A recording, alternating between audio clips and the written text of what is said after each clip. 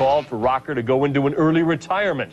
And Rocker has begun mandatory psychological testing imposed by Major League Baseball. John Rocker was once seen as a future superstar, but he was also a bit of a circus act, taunting opponents, jawing at fans, and showing off after big strikeouts. His arrogance didn't just steal the spotlight, it became the very thing that derailed his career. Before we dive in any further, please subscribe to the channel. In late 1999, while shining as a relief pitcher for the Atlanta Braves, Rocker gave an interview to Sports Illustrated that changed everything. He made some offensive and hateful comments about New York City and immigrants when asked if he'd ever play for the Yankees or Mets. His words sparked outrage and cast a shadow over his career. In late 1999, while playing as a standout relief pitcher for the Atlanta Braves, Rocker gave a now infamous interview to Sports Illustrated that would define his legacy for all the wrong reasons. When asked if he'd ever consider playing for a New York team, his response was shockingly offensive. He said he'd rather retire than play for the Yankees or Mets, calling New York the most hectic, nerve-wracking city. He went on to insult the city and its residents, ranting about having to take the 7 train to the ballpark, comparing it to a ride through Beirut. His words were filled with hateful stereotypes as he described the people he imagined he'd see on the subway, mocking a kid with purple hair, a person with AIDS, a recently released prisoner, and a young mother with multiple kids. He then took aim at the city's immigrant population, saying the thing he hated most about New York was the foreigners. In a truly disturbing rant, Rocker complained that you could walk a whole block in Times Square without hearing English and singled out various ethnic groups: Asians, Koreans, Vietnamese, Indians, Russians, and Latinos, wondering aloud, how the hell did they get in this country? Rocker didn't stop there. He turned his fury toward the New York Mets and their fans, painting a brutal picture of the hostility he felt playing in New York. According to him, Mets fans were the worst, accusing them of spitting at him, throwing bottles, batteries, and even quarters at him, all while hurling vulgar insults about his mother. He labeled them degenerates and claimed their behavior only proved him right. The interview took place while Rocker was driving to a speaking engagement in Atlanta with Sports Illustrated reporter Jeff Pearlman. Pearlman painted an ugly picture of Rocker's behavior during their time together. Rocker was not just spewing insults during the interview, he also spat on a toll machine and mocked Asian women they saw along the way. And as if that wasn't enough, Rocker made a blatantly racist comment about his own teammate, Randall Simon, calling him a fat monkey. Rocker's words caused a firestorm, and he quickly found himself in hot water. Although he later apologized after speaking with Braves legend Hank Aaron and former Atlanta Mayor Andrew Young, the damage was done. Rocker's apology didn't stop him from making more controversial remarks in the future either. Major League Baseball Commissioner Bud Selig stepped in, suspending Rocker without pay for the rest of spring training and the first 28 games of the 2000 season. On appeal, his suspension was reduced to 14 games, though he was still banned from spring training. Despite the punishment, Rocker's career would never be the same, his name forever tied to this ugly chapter.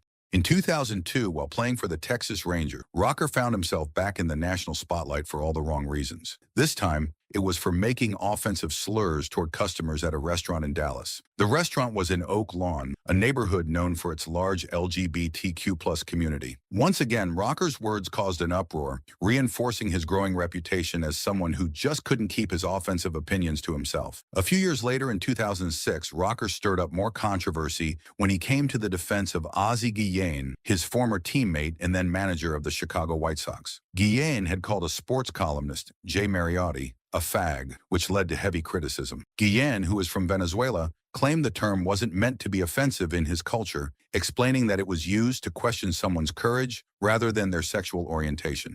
Rocker quickly jumped in to support Guillen, telling the Chicago Tribune, "This is a free country. If he wants to use a lewd term, he should be able to use a lewd term. Can't you use a lewd term in America if you want?" Rocker didn't stop there. He took a swipe at Bud Selig, the commissioner of Major League Baseball, calling him a scared little man and dismissing the sensitivity training he had been ordered to attend years earlier as a farce. He admitted that when he attended those sessions, he rarely stayed for more than 15 minutes. On top of that, Rocker claimed he never even paid the $500 fine that had been issued to him for his previous remarks, showing no remorse for his actions. Later that same year, in 2006, Rocker gave a more personal interview to the sports blog Deadspin. Alongside his girlfriend at the time, fitness model Alicia Marie, Rocker discussed his Speak English campaign and promoted his upcoming book, Rocker, Scars, and Strikes. He made it clear that the book wasn't about cleaning up his image. In fact, he said it would be filled with what he called more conservative Republican ranting. During the interview, Rocker also lashed out at his former Braves general manager John Schuerholz, calling him a piece of shit, proving that his grudge-holding extended beyond the media. As if all that wasn't enough, Rocker later appeared on the reality show Survivor. During an argument with fellow contestant Natalie Anderson, Rocker's temper flared once again, and he snapped at her, saying, "If you were a man, I'd knock your teeth out."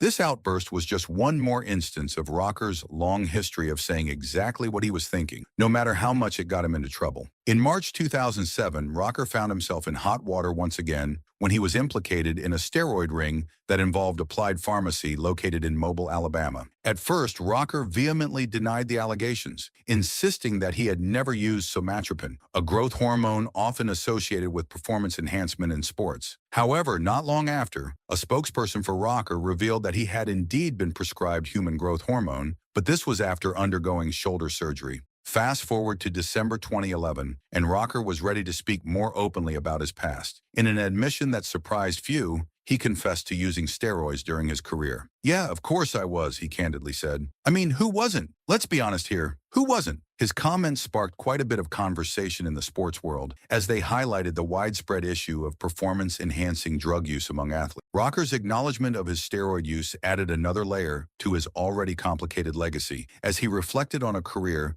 that was marred by controversies both on and off the field. It seemed that Rocker's journey in baseball was not only about his talent, but also about the choices he made and the challenges he faced throughout his time in the sport.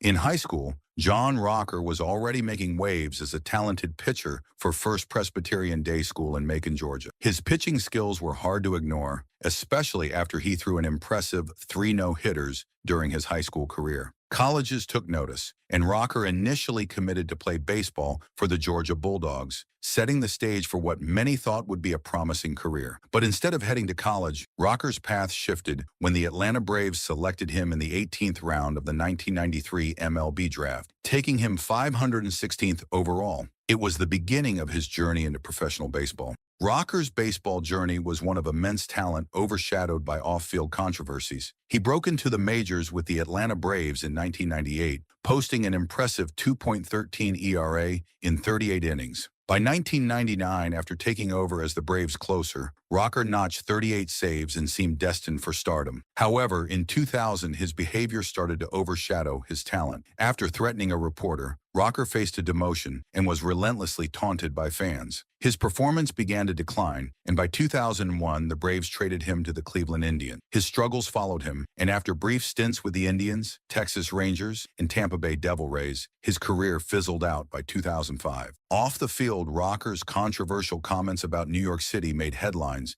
and even inspired parodies in pop culture, including on MTV's Celebrity Deathmatch and the HBO series Eastbound and Down. He briefly ventured into acting and reality TV, appearing in The Greenskeeper and Survivor, but his reputation always followed him.